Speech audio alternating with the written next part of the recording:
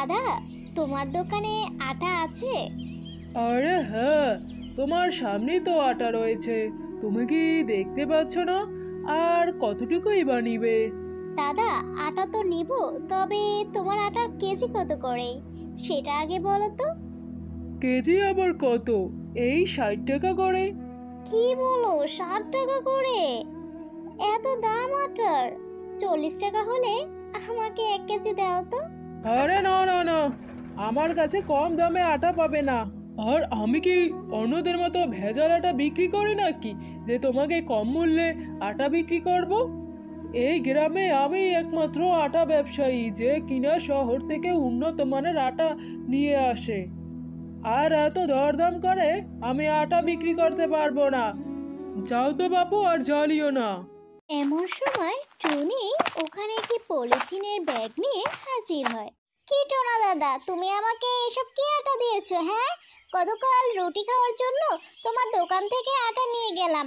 রুটি বানাতে গিয়ে দেখি আটার মধ্যে পোকা, ইট, পাথর দিয়ে ভরা। দাম তো একটু কমাওইনি, আর আমাকে ভেজাল আটা দিয়েছো। এই টুনি, এই আমার নামে একদম উল্টাপাল্টা কথা বলবি না। আমি তোকে কখন ভেজাল আটা দিলাম? হ্যাঁ, কখন? হ্যাঁ, আমার নামে একদম বদনাম দিবি না। এই আমি বলে দিলাম, আটা নিয়ে কোথায় না কোথায় রেখেছিস। এরপর হয়তো ইট পাথর পড়ে গিয়েছে, আর এখন এসে বাজারে সবার সামনে আমাকে বদনাম করছিস। যা, যা বলছি, এখান থেকে এখনই চলে যা, না হলে কিন্তু খুব খারাপ হয়ে যাবে টুনি। টোনা আর টুনির এরকম চিৎকার চেঁচামেচিতে টোনার দোকানের সামনে বাজারের সকল পাখিরা ভিড় জমায়। এই যে দাদা দিদিরা, তোমরাই দেখো না আটার মধ্যে ভেজাল আছে কিনা। এরপর টুনি তার হাতের আটার পলিথিন খুলে সবাইকে দেখায়। কি গো টোনা দাদা, খুব তো বলেছিলে তুমি নাকি ভেজাল আটা বেচো না, তাহলে আটার মধ্যে এসব কি? হ্যাঁ, ভন্ডামি করো, ভন্ডামি। টোনা, এসব কি? হ্যাঁ, দিন দিন দেখছি তুমি অনেক লোভী হয়ে উঠছো। লোভে পড়ে যা তা বিক্রি করছো। আমাদের গ্রামে একমাত্র তুমিই আটা বিক্রি করো, আর আমরা সবাই তোমার থেকেই আটা কিনি। আর তুমি কি না এভাবে মানুষজনকে চড়া দামে বিক্রি করে ঠকাচ্ছো। ছি ছি ছি ছি ছি, আমি তোমার থেকে এটা আশা করিনি। আরে তোমরা আমায় বিশ্বাস করো, আমি ভেজাল আটা বিক্রি করছি না।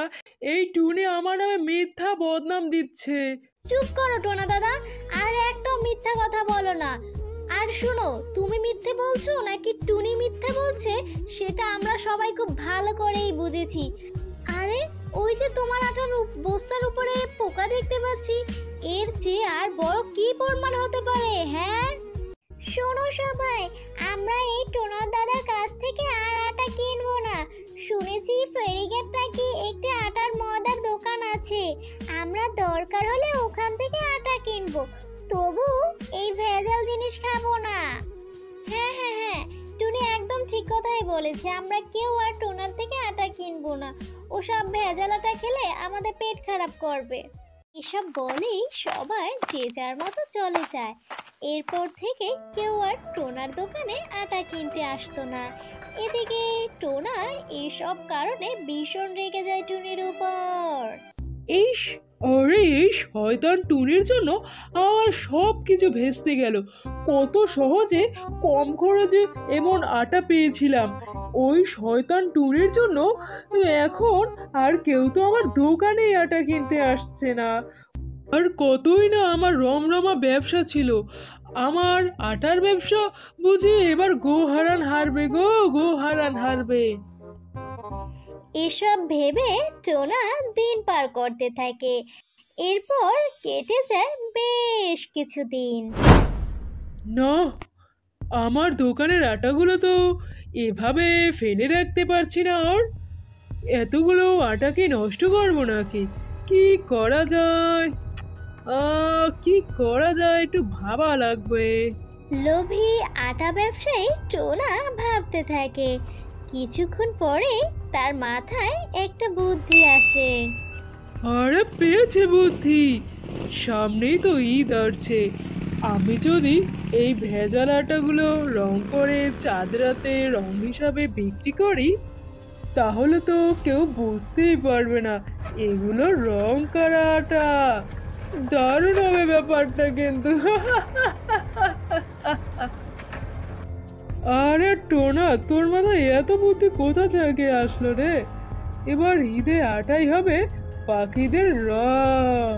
যে ভাবা সেই কাজ।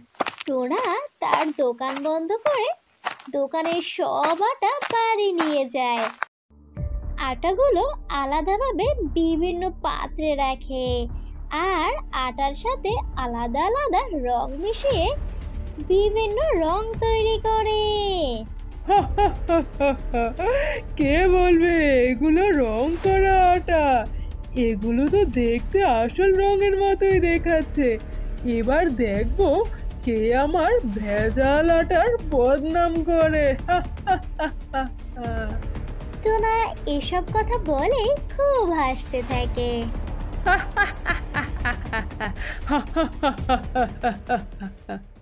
এদিকে ঈদের দিনও ঘনিয়ে আসছে। বনের পাখিরা আনন্দে মেতে ওঠে। মা, ও মা, আর একদিন পরেই তো ঈদ। আমাকে কি মেহেদি, রং, বাজি কিনে দেবে না? আমরা চাঁদ রাতে মজা করব না মা? হ্যাঁ রে মা, একটু সবুর কর তো। আমার রান্না শেষ হলেই তোকে আমি মেহেদি, রং, বাজি সব কিনে দিব। এ কি মজা, কি মজা! আমার মা আমাকে রং কিনে দেবে, মেহেদি কিনে দেবে, বাজি কিনে দেবে। কি মজা, কি মজা! আমার মা ভালো মা। আর না, আমার মা ভালো মা, টুনটুনের মা ভালো মা। এরপর টুনি রান্না করে। রান্না শেষে টুনি টুনটুনকে বাজারে নিয়ে যায়।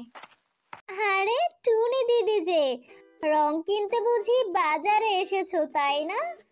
আরে সে আর বলতে, আমার মেয়ে তো খুব বায়না করেছে, এবার তাকে রং, মেহেদি, বাজি কিনে দিতেই হবে। তাই তো ওর বায়না রক্ষার্থে আমি বাজারে এলাম। রে আমারও সেই একই কাহিনী, কিন্তু বাজারে তো মহাকাণ্ড বেঁধেছে। টোনার দোকান ছাড়া আর কোনো দোকানেই রং পাওয়া যাচ্ছে না, বুঝলে? আর অন্য দোকানদাররাও বলছে ওরা নাকি এবার শহর থেকে রং কিনে আনতে পারেনি। কিন্তু ওই বেটা টোনা তো চড়া দামে রং বিক্রি করছে। এখন কি যে করি? তো ওই অসাধু ব্যবসায়ী এখন আটার দোকান বাদ দিয়ে এবার আবার রঙের ব্যবসা শুরু করেছে, আবার চড়া দামও নিচ্ছে। নিশ্চয় এখানেও কোনো কিছু গরমিল আছে, বুঝলে? নয়তো ওই বেটা তো এত সহজেই হাল ছাড়ার পাত্র নয়। আচ্ছা শোনো, এখন চলো তো একটু গিয়ে দেখি আসল কাহিনীটা কি হলো। বলে ওরা টোনার দোকানে যায়। গিয়ে দেখে টোনার দোকানে লাল, নীল, হলুদ, সবুজ সব রকমের রং। রংগুলোর দিকে তাকিয়ে টুনি মনে মনে ভাবতে থাকে, এগুলো কি আসল রং? রংগুলো দেখে তো সাদা ফ্যাকাশে লাগছে, কোনো ভেজাল নেই তো। দেখো টোনা দাদা, একদিন বাদে ঈদ, তোমার দোকান ছাড়া তো কোনো দোকানে রং পাওয়াই যাচ্ছে না। দয়া করে আমাদের সস্তা দামে রং দেও না দাদা, না হলে আমরা পাখিরা চাঁদ রাতে যে একটু আনন্দও করতে পারবো না। আর আমাদের বাচ্চাগুলো খুব বায়না করেছে, এবার তাদের বাজি, মেহেদি, রং কিনে দিতে হবে। আরে যাই হয়ে যাক, আমি সস্তা দামে রং বেচবো না। 100 টাকা করেই রং কিনতে হবে। এর আগে তো আমি ভেজাল আটার জন্য তোমাদের থেকে অনেক অপমান শুনেছি। এবার তো আর কোনো ভেজাল নেই। এবার কোনোভাবেই কম দামে রং বিক্রি করবো না, বুঝলে? আরে টোনা দাদা, তুমি তো বুঝোই কাল ঈদ, আর আমাদের অনেক কিছু কিনতে হবে। আমাদের বাচ্চারা অনেক বায়না করছে, ওদের মেহেদি, বাজি, রং এই সব কিছু ওদের কিনে দেওয়া লাগবে। তাই তুমি দয়া করে একটু কম রাখো, তাহলে আমরাও আমাদের বাচ্চাদের বায়নাগুলো পূরণ করতে পারবো। এই টিয়ে শোনো, কিনতে হলে কিনো, না হলে তুমি এখান থেকে চলে যাও। আর শুধু শুধু ভিড় করো না তো, আর যখন গরিবই হয়েছো তাহলে আবার ঈদ পালন করা লাগে কিসে তোমাদের? আর যখন তোমরা গরিবই তাহলে আবার বাজারে বাজার করতে কেন এসেছো, হ্যাঁ? টোনার এমন কথায় টিয়ে অনেক কষ্ট পায়। এমন সময় টুনি বলে ওঠে, আচ্ছা টোনা দাদা, ঠিক আছে, আমরা 100 টাকা দাম দিয়ে তোমার রং কিনবো। তার আগে রংগুলো একটু নেড়েচেড়ে দেখি সত্যি এসব রং কি ভেজাল আছে কিনা, সত্যি এসব রঙে ভেজাল আছে কিনা। এই বলেই টুনি টোনার দোকানে সব রংগুলো পরীক্ষা করতে থাকে। আর টুনি নাড়াচাড়া করার সাথে সাথেই পোকা ভেসে ওঠে আর সাদা সাদা আটাও ভেসে ওঠে। এসব দেখে টুনি সবটা বুঝে যায়। ও, এবার আমি সবটা বুঝতে পেরেছি। এই দেখো সবাই, রঙের মধ্যে পোকা আর সাদা আটার মতো দেখা যাচ্ছে। তার মানে তো এটা পরিষ্কার এই টোনা দাদা এবারও আমাদেরকে ঠকাচ্ছিল। সে ভেজাল আটাগুলো রং করে আমাদের কাছে বিক্রি করতে চাচ্ছিল। এ কি টোনা দাদা, তুমি আবারও আমাদের সাথে প্রতারণা করছো? এর আগেও ভেজাল আটা বিক্রি করেছো, এবার আবারও সেই রং করা আটা তুমি আবার রং হিসাবে আমাদের কাছে বিক্রি করতে এসেছো? তোমার পেটে পেটে এত শয়তানি! কি ভেবেছো তোমাকে একবার ছেড়ে দিয়েছি বলে আমরা তোমাকে বারবার ছেড়ে দেব? না, এবার আর তোমাকে আমরা ছেড়ে দিব না। এবার তোমাকে শাস্তি পেতেই হবে। এরপর অসৎ লোভী ব্যবসায়ী টোনাকে পুলিশের হাতে তুলে দেয়। এরপর সবাই টাকা একসাথে করে ওরা চাঁদ রাতে একসাথে মেহেদি পড়ে। এরপর টিভিতে যখনই খবর শুনে কমিটি বৈঠক থেকে জানা গেছে শাওয়াল মাসে চাঁদ দেখা গিয়েছে। আগামীকাল আমাদের ঈদুল ফিতর উদযাপন করা হবে। সবাইকে ঈদ মোবারক। এরপর সব বাচ্চারা বাজি ফোটায় আর অনেক আনন্দ করে। কিন্তু এবার আর তারা রং দিয়ে উদযাপন করে না।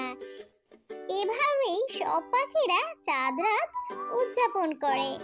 আমার ছোট বন্ধুরা টুনিরা এবার চড়া দামে অসাধু ব্যবসায়ীদের থেকে রং না কিনে মেহেদি আর বাজে দিয়ে তাদের চাঁদ রাত উদযাপন করে। এভাবেই আমরা এই অসাধু ব্যবসায়ীদের থেকে চড়া দামে কোনো পণ্য না কিনেও আমাদের উৎসব পালন করতে পারে। আর তারা এরকম করলে তাদের উপযুক্ত শাস্তিও দিতে পারে। আমার ছোট মিষ্টি ভাই বোনেরা, আমাদের আজকের গল্পটি এই পর্যন্ত। তোমাদের যদি গল্পটি ভালো লাগে তাহলে অবশ্যই চ্যানেলটি সাবস্ক্রাইব এবং লাইক করে